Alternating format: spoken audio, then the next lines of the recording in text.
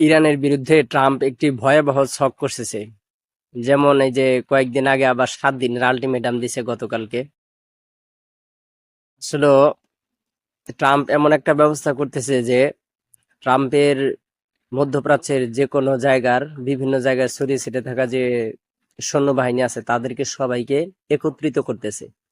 এমনকি ইউরোপীয় যে ট্রাম্পের বন্ধু দেশগুলো আছে, ট্রাম্পের সাথে সহযোগী দেশগুলো আছে, সেগুলো থেকেও নানান ধরনের সৈন্য নিয়ে আসতেছে এবং তাদেরকে বিভিন্ন জায়গায় ট্রেনিং করাচ্ছে ইরানে স্থলাভিযান চালানোর জন্য। তাতে মেরিন সেনা যত রকম সেনা আছে সকল সেনা নিয়ে ট্রাম্প একত্রিত হচ্ছে একটা ইরানে।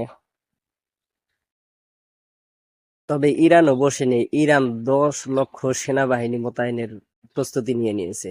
এমনকি একই সাথে সেনা মোতায়েন করছে এবং ইরানের সর্বোচ্চ বিধ্বংসী সেনা মোতায়েনের ব্যবস্থা করে ফেলেছে।